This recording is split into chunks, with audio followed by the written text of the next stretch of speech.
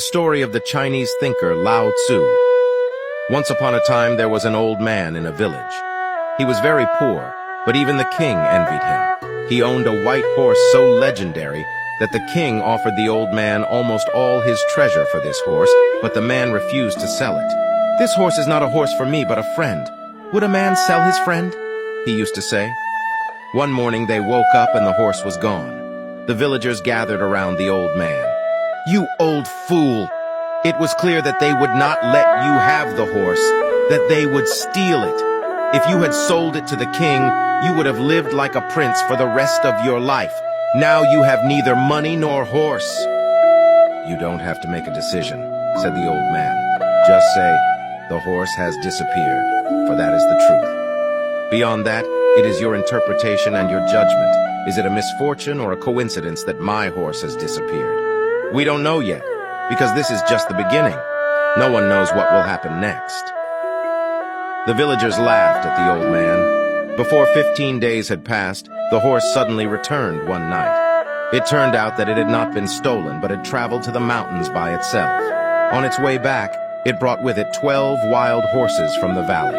When the villagers saw this, they gathered around and apologized to the old man. "Father," they said, "you were right. The disappearance of your horse was not a misfortune. It was like a blessing for you. Now you have a whole herd of horses." "You are judging hastily again," said the old man. "Just say the horse is back. That is the only known fact. What will come after that, we don't know yet. This is only the beginning." This time the villagers did not openly mock the old man, but in their hearts they thought, "This guy is really an idiot."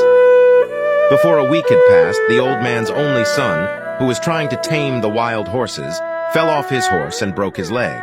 The son, who was the breadwinner of the house, now had to stay in bed for a long time. The villagers came to the old man again. "You were right again," they said. "Because of these horses, your only son will not be able to use his leg for a long time, but there is no one to take care of you. Now you will be even poorer and more miserable than before." The old man replied, "You have the disease of premature judgment. Don't be so hasty. My son has broken his leg. That is the truth. The rest is your decision." But how true is that? Life comes in little pieces, and you never know what will happen next. A few weeks later, the enemies attacked with a much larger army. In his last hope, the king called on all young men who could hold a rifle to enlist. The officials who came to the village drafted all the young men, except the old man's son, who had a broken leg. There was mourning in the village, for there was no way to win the war. Everyone knew that the young men would either die or be captured. The villagers came to the old man again. "You were right again," they said. "Your son has a broken leg, but at least he is with you.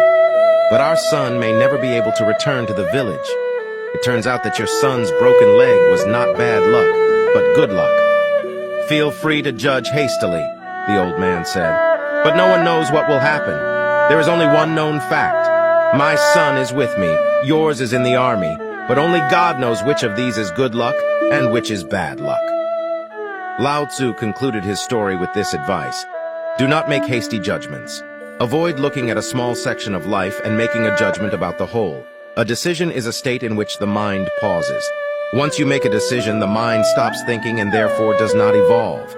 Consequently, the mind keeps forcing people to make decisions. This is because being in a state of development is dangerous and makes you restless. But the journey never ends. When one path ends, a new one begins. When one door closes, another opens. One reaches a destination and realizes that a higher goal is just around the corner.